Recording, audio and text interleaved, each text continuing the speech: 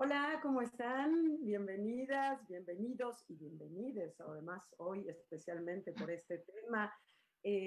Pues me da mucho gusto recibirles en uno más de nuestros miércoles para la igualdad desde la Coordinación para la Igualdad de Género de nuestra Universidad Nacional Autónoma de México.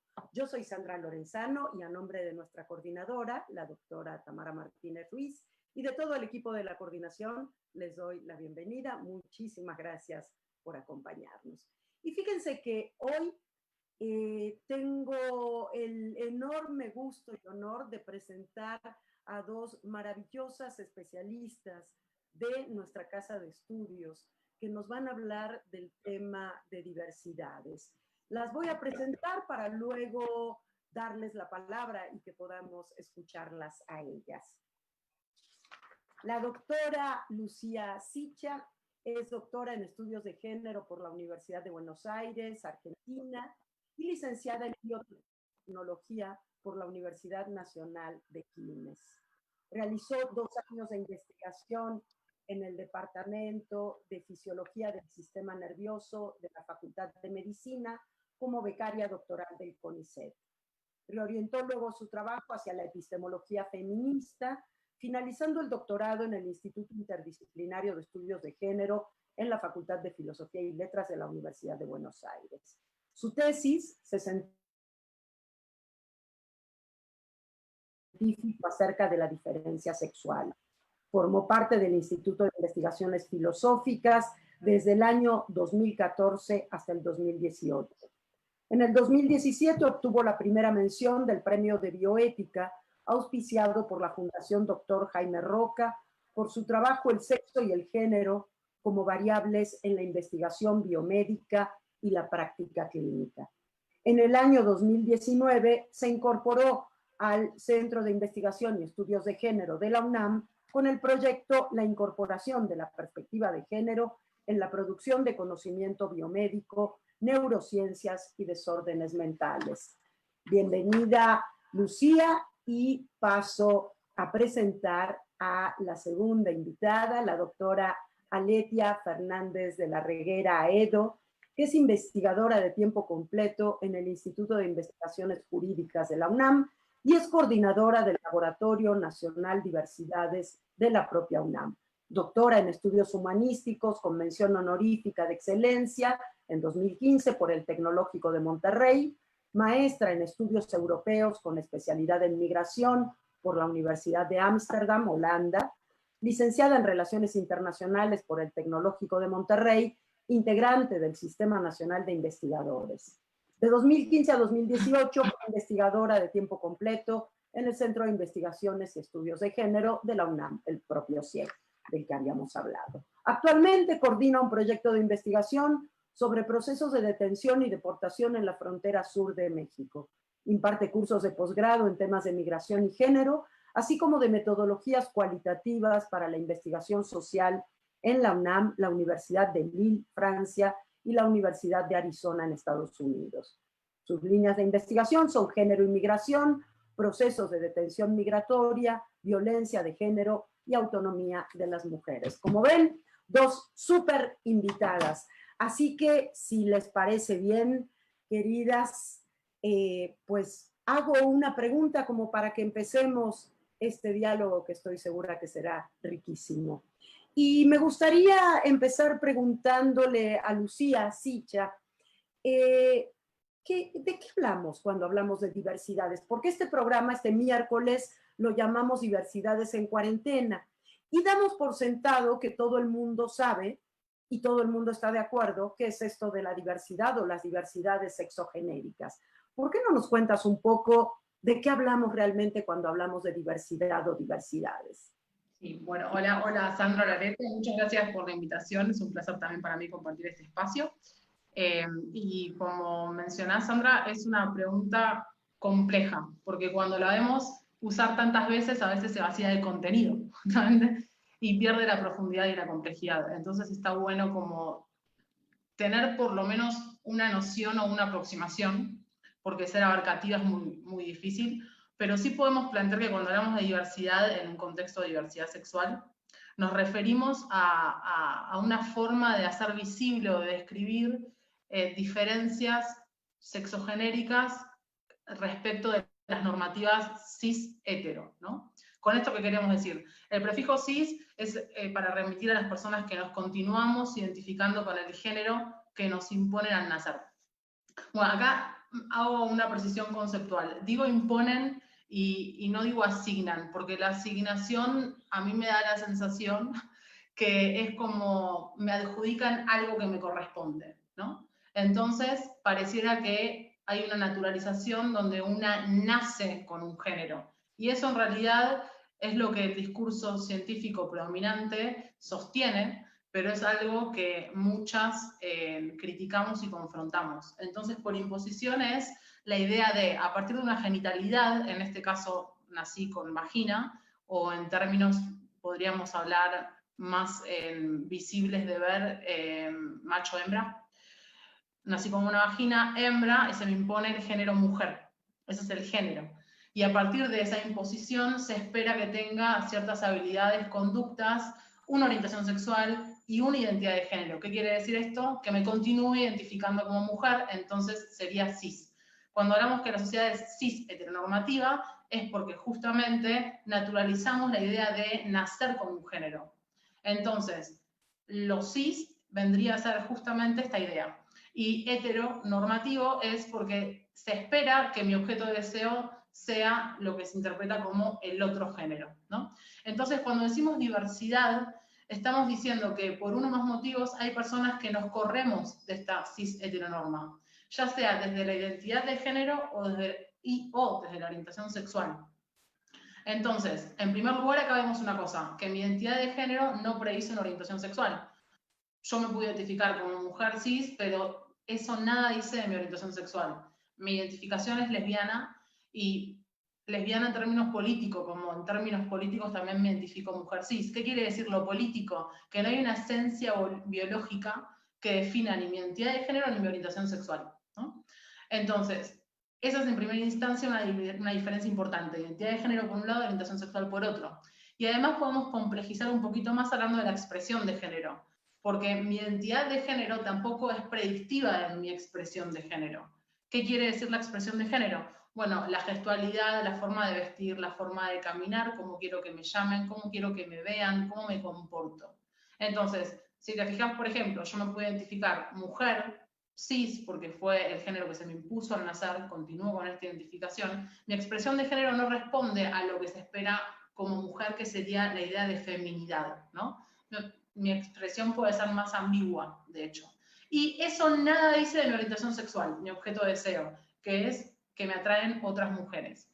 Entonces, por diversidad estamos hablando de personas que por uno o más motivos se corren de esta cis heteronorma. Y tenemos a la comunidad trans, personas no binarias, personas de género fluido, personas que se identifican andróginas, y respecto de la orientación sexual, personas gays, lesbianas, bisexuales, pansexuales. Eso es todo el conjunto de diversidad que podemos volver inteligible en el marco sexogenérico.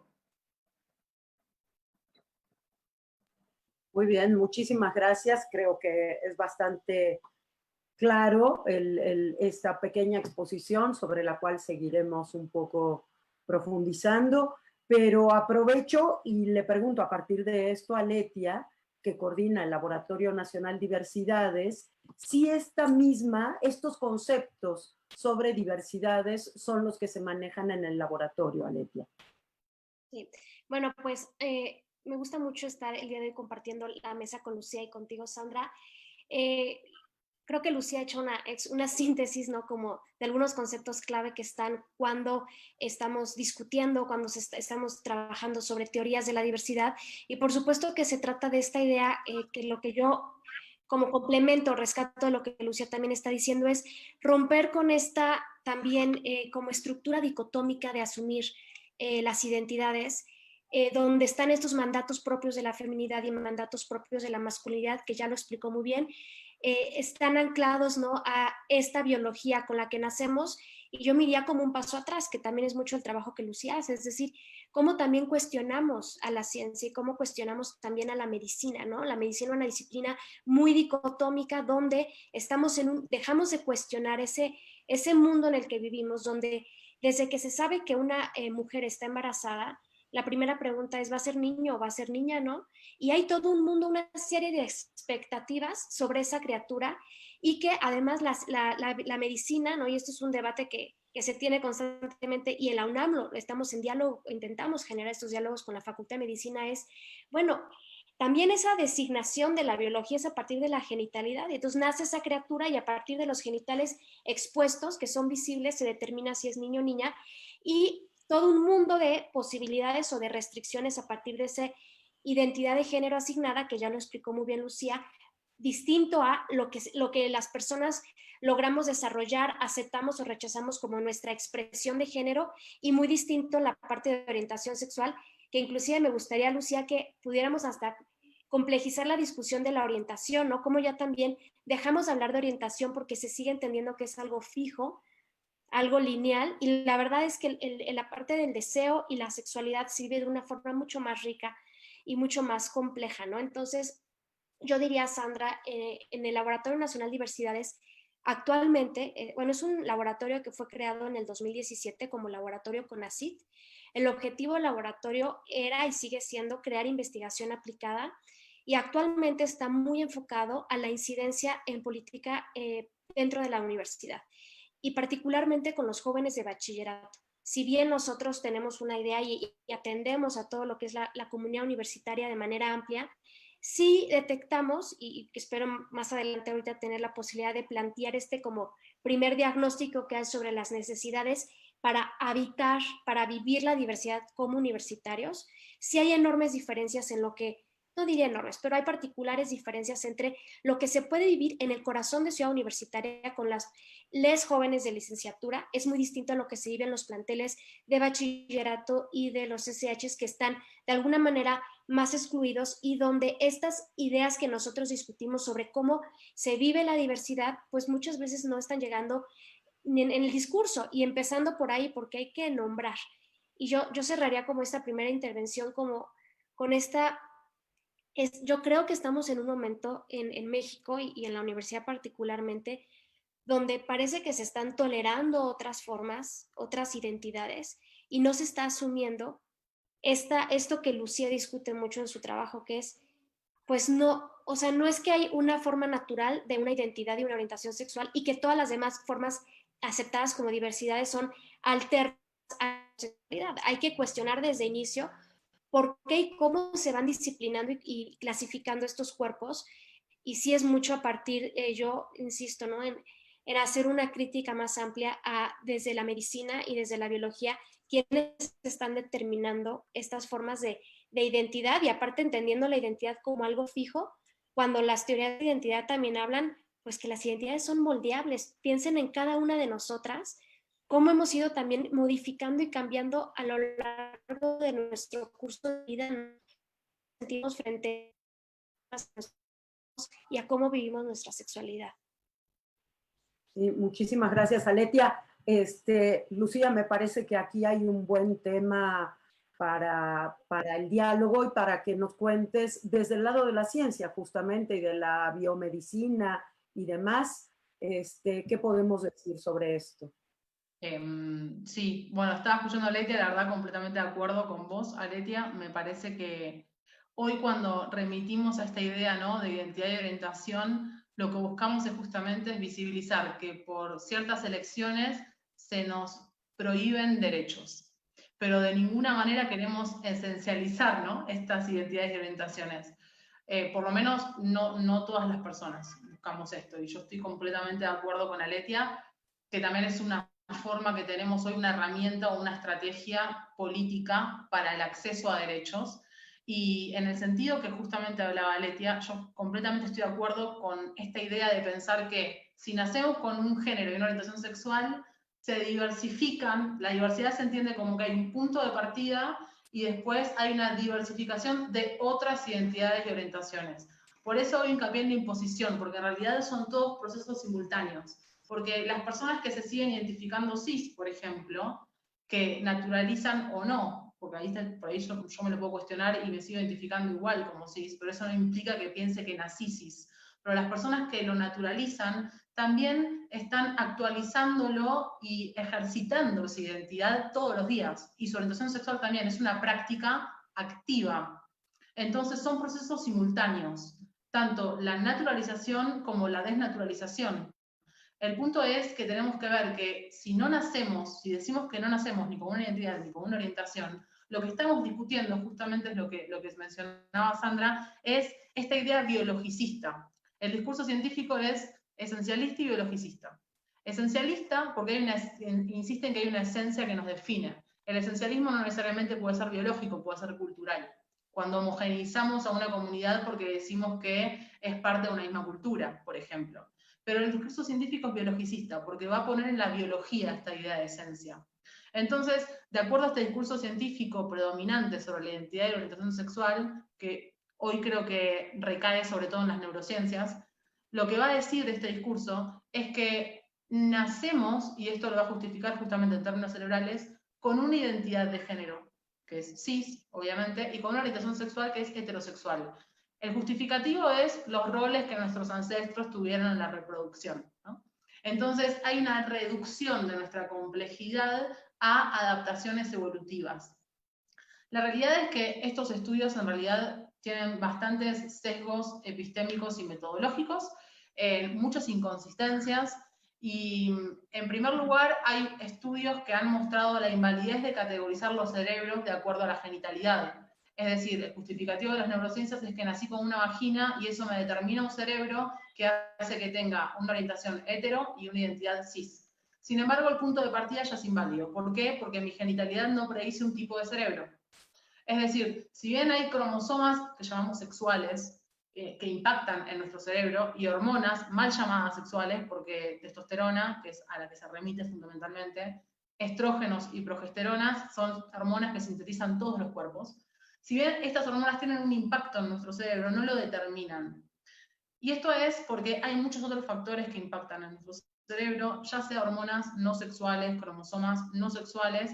También tiene que ver el ambiente fetal, la alimentación, los hábitos del cuerpo gestante y sobre todo la experiencia, porque nuestro cuerpo en general aprende, y sobre todo el cerebro.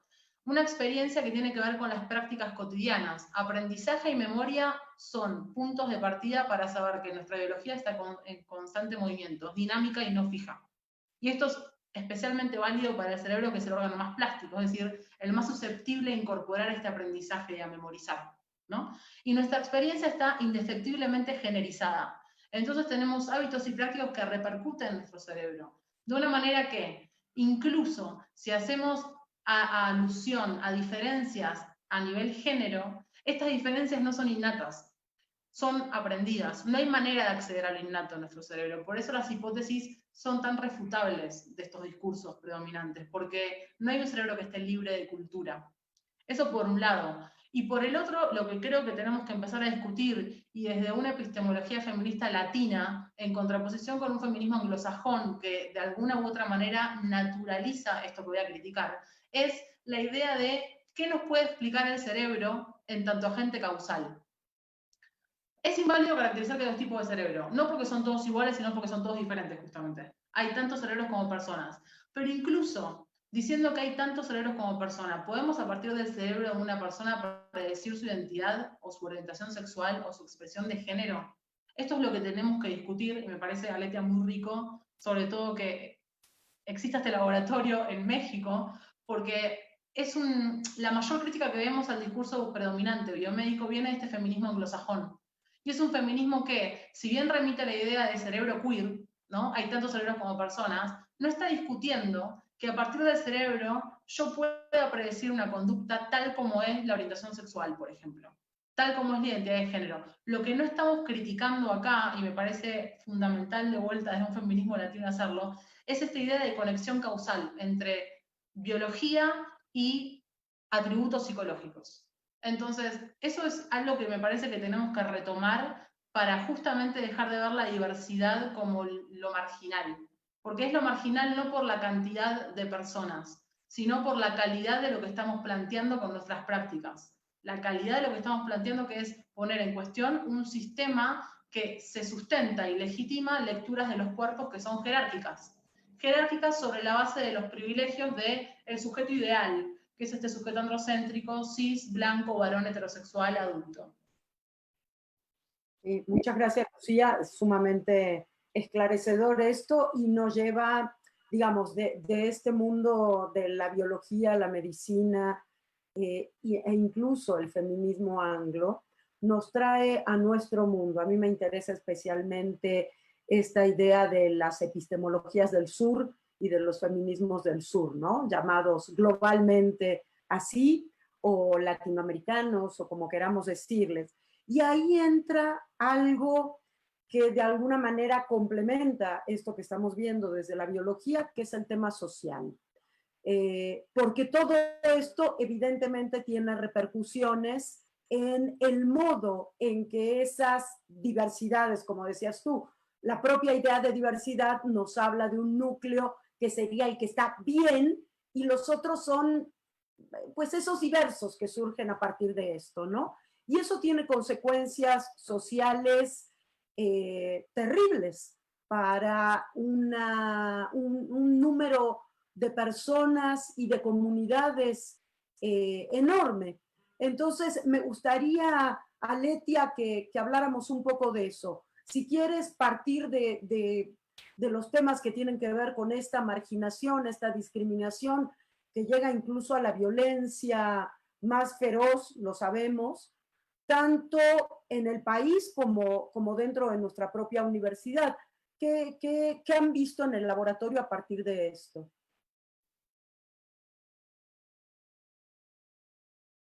Esta radiografía sí me parece muy importante rescatar parte de lo que comentó Lucía.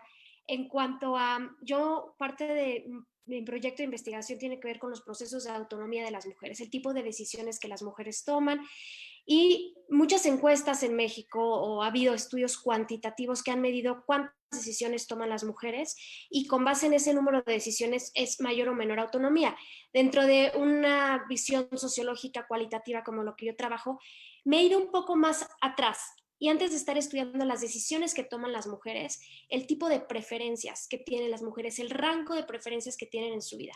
Y aquí se vincula mucho con esta discusión que decía Lucía, ¿cuál es la relación entre cultura y cerebro? ¿Cuál es la relación entre cultura y habilidades cognitivas? Y sí hay un tema que a mí nos preocupa mucho en el laboratorio y en general en la UNAM, el tema de las famosas STEM, que son qué tanto acceso tienen las niñas a disciplinas de ciencias duras, es decir, las matemáticas, la tecnología, la ingeniería y las ciencias.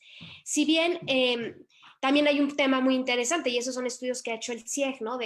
No tiene que ver tanto el tema de la paridad. Por ejemplo, en medicina ya tenemos igual número de, o más mujeres estudiando medicina en la UNAM que varones. Sin embargo, las expectativas o el tipo de preferencias con respecto a la carrera y a lo que se espera lograr con la medicina van a variar de una manera importante entre hombres y mujeres. Las expectativas de las mujeres tienen que ver más con el trabajo de cuidado, con esta capacidad de dar al otro, y en el campo de la medicina para los varones tiene que ver más con la posibilidad de tener éxito, ¿no? Y una buena carrera como médicos. Esto para decir que en la UNAM, cuando estamos viendo qué pasa con la población de CCHs, al momento de la elección de la carrera, las orientadoras educativas nos dicen, hay que irnos un paso antes. No es un tema de la preparatoria, es un tema que desde la secundaria, inclusive desde la primaria, son las propias familias quienes les dicen a las niñas, no eres buena para matemáticas, ¿no? O esta idea de que no somos buenas con la tecnología, que no somos orientadas también, por ejemplo, no sabemos leer mapas.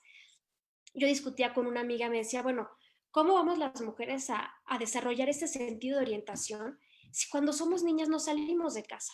Son los niños los que van por el mandado, son los niños los que están más en el espacio público. Entonces, no es que nuestro cerebro no tengamos esa capacidad de orientación, es que tiene que ver con las prácticas desde la primera infancia que van obviamente disciplinando, que van orientando, ¿no? Los roles, estos famosos roles de género, que yo sí, siempre me quiero salir de las teorías de roles, porque hablan de roles fijos, que no son fijos, no son moldeables. Entonces, bueno, esto para decir que sí es un tema importante a seguir discutiendo y que al final va a tener implicaciones ya en el tipo de disciplinas en el que estudian nuestros alumnos en la UNAM y en general son a nivel de educación media superior en el país. ¿Qué está pasando en la UNAM? Tal vez antes de pasar a la UNAM, sí, no sé si hablar un poquito de la radiografía a nivel nacional. Hay una encuesta muy interesante, la encuesta sobre discriminación por motivos de orientación sexual e identidad de género, la ENDOCIG, que sacó el CONAPRED y la CNDH en el 2018, y pues es parte de lo que estamos diciendo, como el hecho de normalizar desde una estructura dicotómica a las identidades de género, pues hacen que las personas que a muy temprana edad están identificando, ¿no?, que no pertenecen a esta heteronormatividad. Sabemos que son situaciones muy dolorosas, donde muchas veces los jóvenes que están en las diversidades tienen que salir de su casa a muy temprana edad. Esto, por supuesto, que se va también a vincular con trayectorias educativas y laborales, ¿no? En esta encuesta me parece pues grave, ¿no? Que dice que 1 de cada 4 personas fue rechazada por alguno de sus padres cuando les informó que pertenecían a la población de la diversidad sexual. Cuando les dijeron que tenían una orientación sexual diversa, ¿no? 1 de cada 4 sufrió rechazo, y esto hace que cerca del 30% de los jóvenes tengan que salir de su casa antes de los 18 años por este tipo de rechazos. Y esto, pues hay datos, ¿no?, que con la pandemia también se ha exacerbado todo el tema de la violencia de género, y pues mucho rechazo también por parte de las familias, ¿no? Los entornos más de mayor riesgo, de acuerdo a esta encuesta, para las personas de la diversidad sexual son la casa, la familia, la escuela y el vecindario. Sabemos que, bueno, 1 de cada 4 personas reportó haber inclusive sufrido violencia física en su vecindario por ser identificado como de la población de la diversidad sexual. Entonces, bueno, sabemos que son los adolescentes quienes están también en mayor riesgo, porque 9 de cada 10 personas identifican su orientación sexual durante la adolescencia o en la niñez. Entonces, los jóvenes están en mucho riesgo de discriminación, en mucho riesgo de sufrir bullying en la escuela y en los espacios más cercanos. Obviamente desde los chistes ofensivos. En esta encuesta diríamos que el 98% de las personas encuestadas dicen haberse sentido agredidas, ¿no?, por haber sido objeto, ¿no?, de chistes ofensivos. Mucha frecuencia también las expresiones de odio, las agresiones físicas, como ya lo dije, y de acoso. Y por la universidad no es la excepción. También ahí hay un tema importante antes de pasar al tema de la universidad. Esta encuesta está midiendo qué sucede en redes sociales. Y sí me parece que aquí es un tema importantísimo de seguir investigando, ¿no? Uno de los espacios donde las personas de la diversidad sufren mayor violencia son las redes sociales. Cerca del 35% de las personas encuestadas dijeron que a través de Facebook, Twitter e Instagram han sufrido discriminación. Y el siguiente espacio después de las redes sociales es la calle o el transporte público. Obviamente esto genera enormes dificultades para poder hablar de estos temas en el entorno inmediato. Me parece bien importante que estamos teniendo este conversatorio. Ojalá y estemos llegando a un público muy abierto, muy diverso, a padres y a madres también, y a profesores, que es ahí un tema que tenemos en la universidad. Entonces, bueno, como yo les decía, en el bachillerato UNAM tenemos 111,569 alumnos inscritos actualmente en el bachillerato UNAM, divididos en 15 planteles. Y el tema de la diversidad, como lo estamos abordando para la población de bachillerato, no es solamente la diversidad sexogenérica, sino también está el tema de la discapacidad, está el tema de la diversidad étnica, la diversidad lingüística, la diversidad religiosa y cultural que viven los jóvenes que están en nuestros planteles. Y podríamos decir que aunque el porcentaje amplio dice sentirse seguro y sentir que su plantel es un lugar agradable, estos datos que estoy presentando son a partir de una encuesta que en el año 2014 generó el Seminario de Investigación de la Juventud. Hay que decir que la UNAM está constantemente generando información, pero estos son como los datos públicos que tenemos más accesibles para poder compartir, ¿no? Sabemos que los jóvenes ingresan al bachillerato con muchas expectativas de poder generar una superación personal a partir del acceso a un bachillerato UNAM. Se sienten muy motivados por estar en un bachillerato que es de la universidad, por el prestigio que tiene. En general, diríamos, están contentos con los programas de estudio, con el espacio en el que están, pero lo que identificamos es que hay poca poca confianza, diríamos, con los profesores, o sea, los niveles de confianza en los administrativos y en el sector de los docentes es bajo. Sabemos que los alumnos muy pocos están diciendo que lo que disfrutan de su plantel es la relación con sus profesores y con sus otros estudiantes. La mayoría, el 76%, dicen que lo que les gusta es el plan de estudios y las instalaciones, pero solamente el 8% nos está diciendo, me gusta el tipo de relación que tengo con mis profesores y con otros compañeros. Entonces, ahí hay un tema muy importante que trabajar en la universidad, que es cómo se vive la diversidad. Yo diría, todavía con muchos problemas de exclusión, de discriminación, que se cruza de manera interseccional. Creo que ya voy a cerrar para dejar el espacio a mis compañeras, a ti, Sandra, y a Lucía, pero también hablar de la interseccionalidad. En la UNAM, les jóvenes son discriminadas no solamente por una cuestión de la diversidad sexual, sino también se cruza el aspecto físico. La mayoría dice sentir discriminación por su aspecto físico, también por la religión que profesan, y por supuesto está el tema de la diversidad. Entonces, bueno, yo creo que aquí me detengo y ahorita seguimos con más datos de la radiografía de la universidad. Muchas gracias, Aletia. Sí, es una situación preocupante, diría, porque lo que tendríamos que hacer, y esa es mi siguiente pregunta, es que cómo se transforma esa cultura nacional, para quedarnos en el ámbito mexicano, esa cultura nacional excluyente, misógina,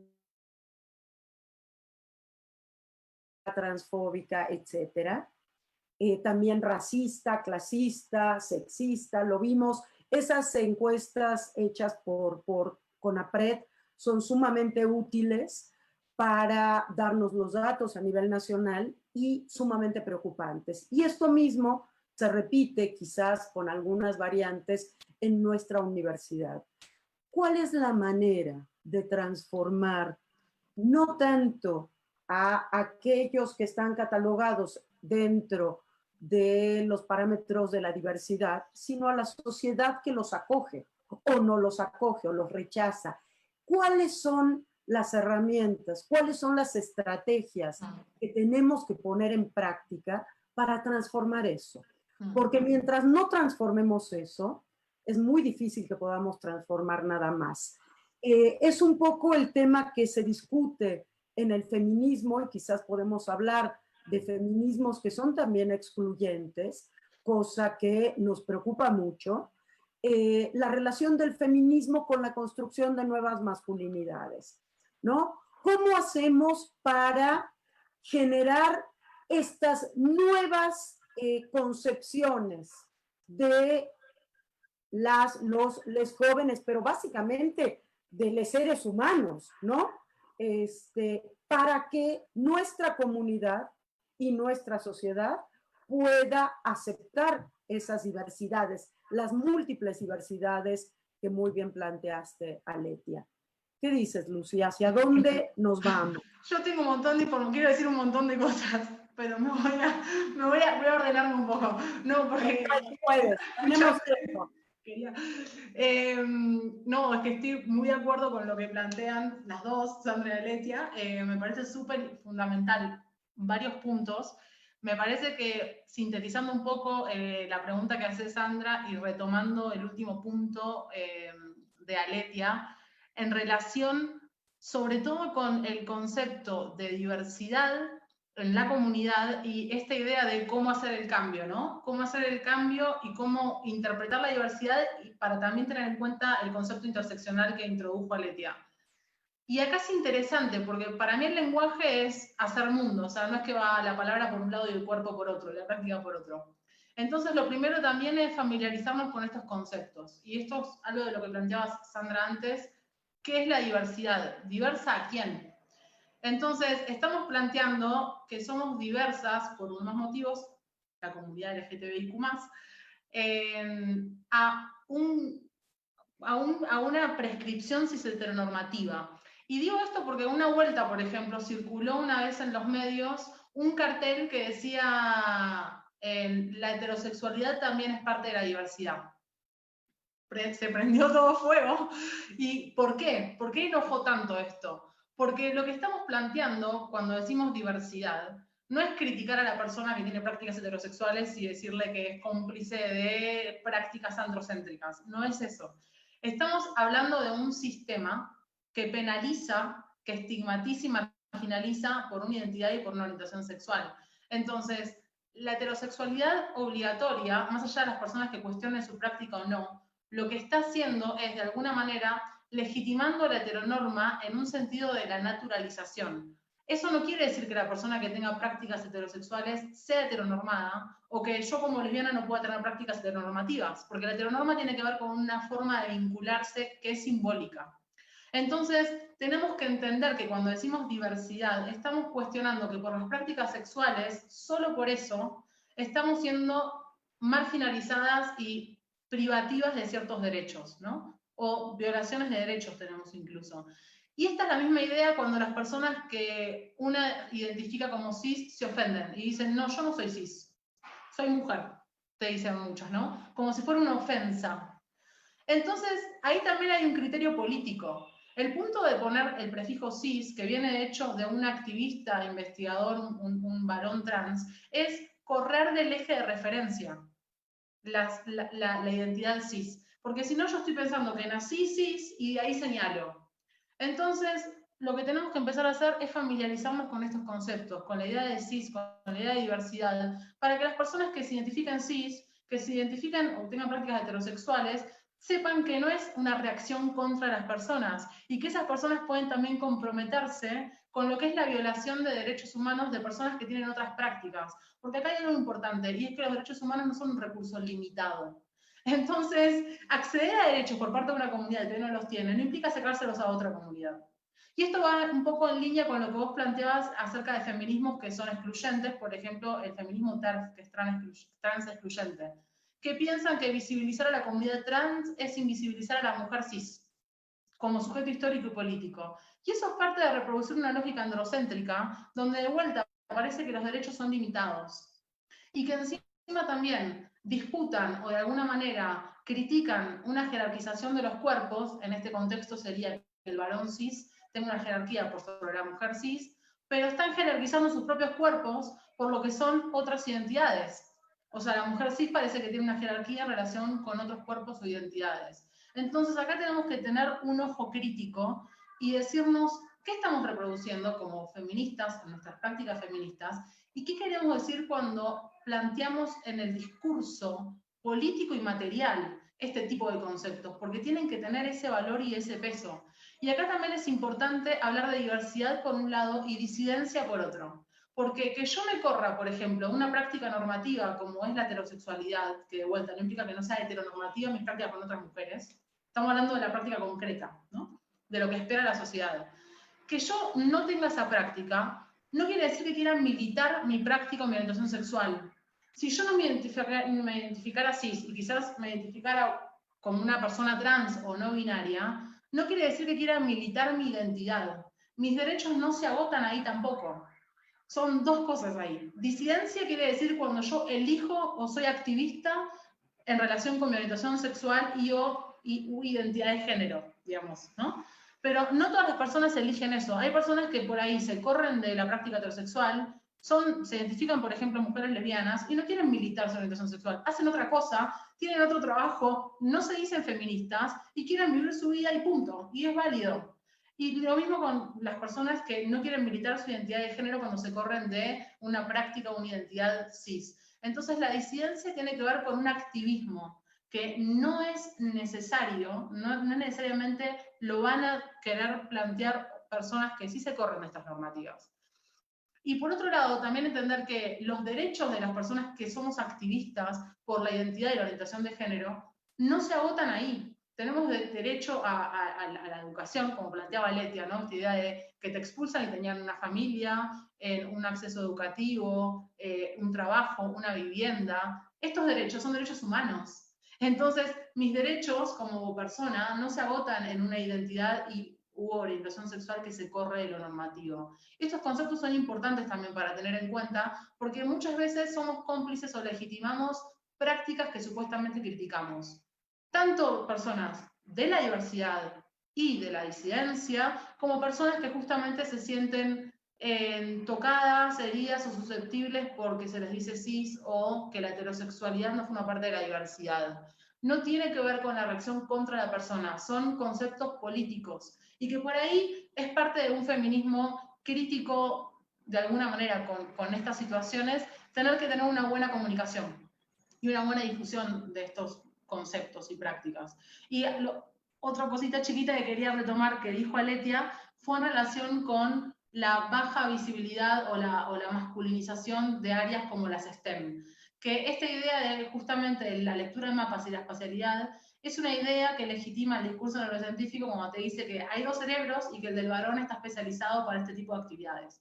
Entonces, ahí tenemos que ver cómo este discurso neurocientífico no es una comunidad aislada de lo social, sino que repercute a través de la difusión y de la comunicación en la forma en la que vemos el mundo. Y esta idea del aprendizaje y la ejercitación, que en realidad mejoran este tipo de habilidades, se ve a veces limitada en las personas feminizadas a través de sutilezas como es la conducta de juego, por ejemplo, o como que son prácticas que tienen que ver con el manejar, ¿no? Que están de alguna manera masculinizadas. Entonces, hay todo un ensamblaje que es visible, invisible, que es entramado y que es interseccional, porque no tiene que ver solo con lo sexogenérico, sino con los procesos de racialización, con las clases etarias, grupos étnicos, etc., pero que es muy complejo de desentrañar. Y lo hacemos solo por análisis, pero sí es importante ponerle palabras. Entonces, hay un recrudecimiento de la polarización de los roles sociales a partir de un lenguaje críptico que viene articulado con un discurso científico que se va a masificar a través de los medios de comunicación y que va a hacer justamente eco y repercusión en las personas que hoy niegan un discurso y un lenguaje inclusivo en términos políticos y materiales. Gracias, Lucía. Me gustaría ir pensando todo esto que se está planteando, también en el contexto de la pandemia. ¿Qué está pasando hoy? Donde hablaste ahora de medios de comunicación, Aletia había hablado de la violencia en redes y básicamente el mundo, sobre todo para los jóvenes, se está limitando a ese mundo, el mundo virtual, en hogares donde muchas veces reciben pues violencia de parte de su propia familia o de su entorno. ¿Qué es lo que está pasando en este momento y qué pasa también con nuestros estudiantes? Sí, bueno, estoy ahorita, la acabo de compartir en el chat, no sé si lo podemos como transmitir para que todo el mundo tenga acceso a esta liga. Me parece importante conocer el sitio que Gire ha creado junto con muchas otras ONGs y activistas en temas diversos de cómo las mujeres se han visto afectadas con la pandemia. Entonces, en ese sitio que es el Observatorio de Gire y COVID, pueden ver temas que tienen que ver con diferentes poblaciones. Se llama Observatorio Género y COVID en México. Y entonces, una parte importante del observatorio, así como está el personal de salud, niñas y adolescentes, mujeres privadas de la libertad, mujeres migrantes, mujeres indígenas, está la población LGBT. Me parece que es un sitio importante para dar a conocer porque se está actualizando constantemente cuáles son los principales riesgos que están enfrentando todas las diferentes poblaciones de mujeres en México frente al COVID y pues por supuesto que en el tema de las mujeres trans sobre todo está la situación de calle, como muchas mujeres, y no solamente las mujeres trans, pero en general la población de la diversidad, sobre todo los jóvenes, como estaba insistiendo, perdón, les jóvenes, cuando están, salen del closet con sus familias, son expulsados de su casa, de la familia, de la comunidad. Entonces, de acuerdo a lo que las ONGs que trabajan dando asistencia jurídica, asistencia psicológica y albergues plantean en este observatorio es, el principal riesgo ahora es muchas personas han quedado en situación de calle. muchas personas han quedado sin empleo. Ya sabemos que uno de los mayores ejes de discriminación también es el acceso a la educación y al empleo. Normalmente, sobre todo la población trans, está inserta en mercados laborales informales y muy precarios. Entonces también ha subido mucho. O sea, son los problemas que ya teníamos antes, que se han acentuado con la pandemia y tiene que ver con la precariedad laboral y educativa. Entonces, bueno, yo recomiendo ver este observatorio. Y tal vez, no sé, porque sé que se nos está cerrando el tiempo, yo como reacción a la última intervención de Lucía, que tiene que ver también con esto, ¿no? De política pública, de dónde y cómo están ubicadas las personas de la diversidad, pues completamente invisibilizadas. Y yo quisiera nada más poner como la pregunta de cuál es el papel también del Estado, y de también pensar en que muchas veces creemos que porque hay una ley que está ya generando un supuesto esquema de protección a los derechos de la población de la diversidad, que ya se está garantizando.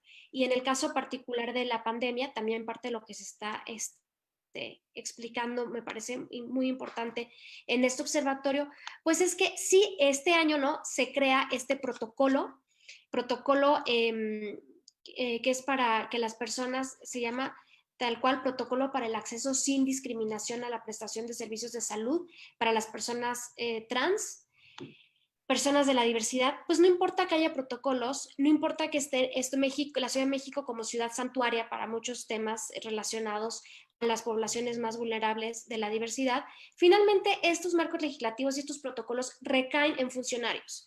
Recaen en funcionarios públicos y en subjetividades del propio funcionario, que tiene una serie de creencias, de prejuicios, que discrimina a las personas por su aspecto físico, por su orientación sexual, por cómo se ven, por cómo hablan.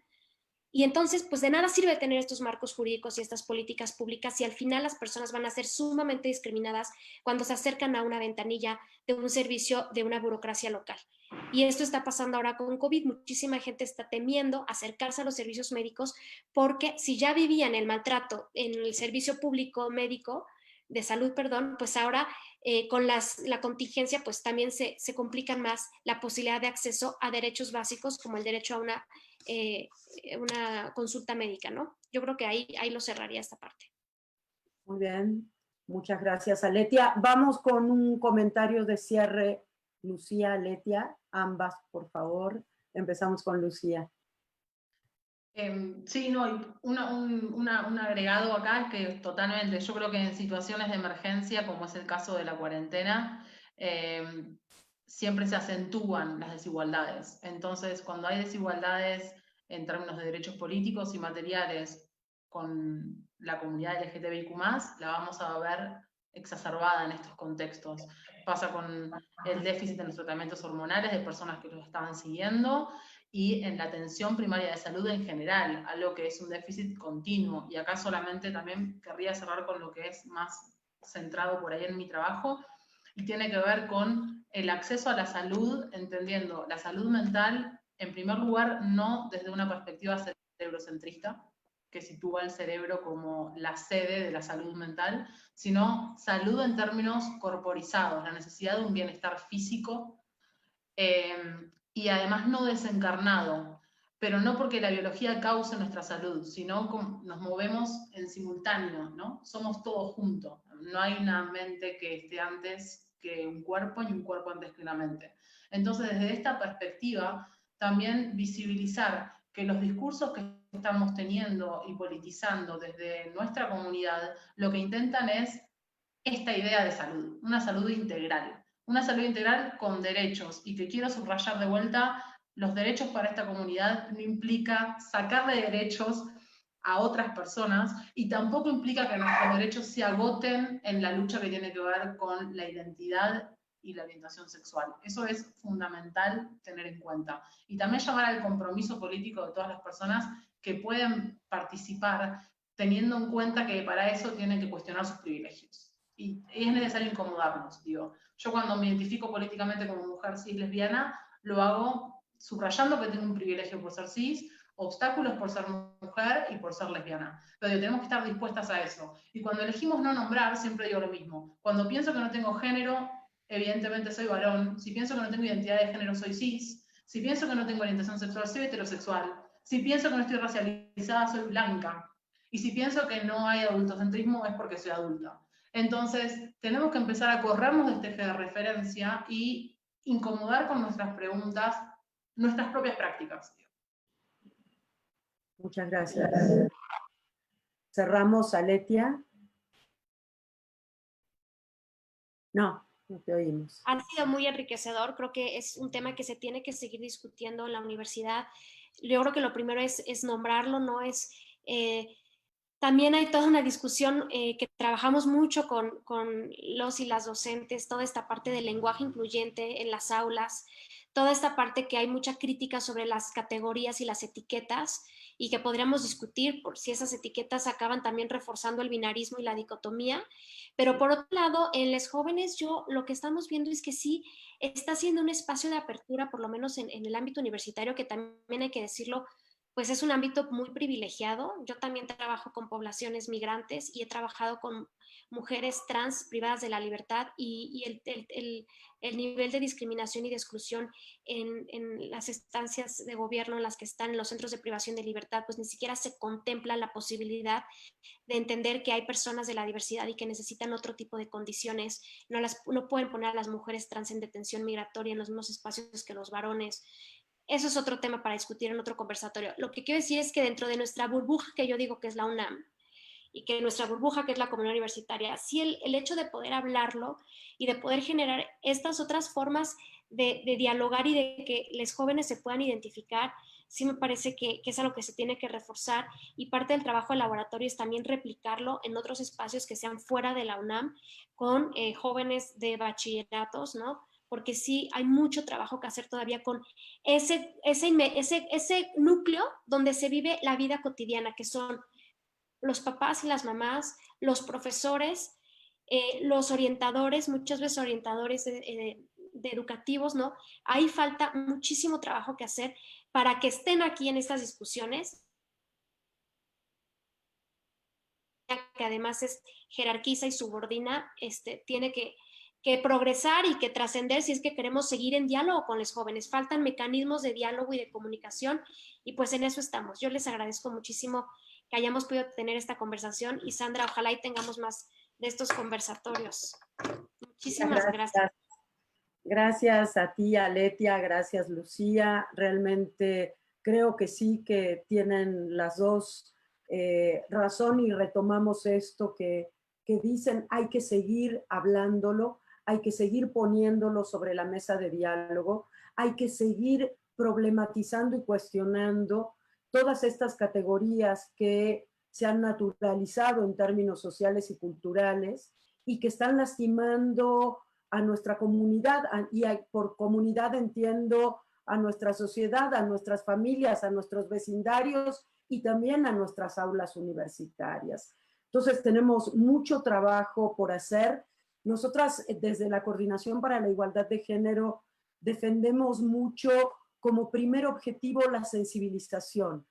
La sensibilización implica esto, implica la capacidad de mirar y tratar de entender qué sucede con los seres que tienes junto a ti y cómo podemos construir espacios de inclusión.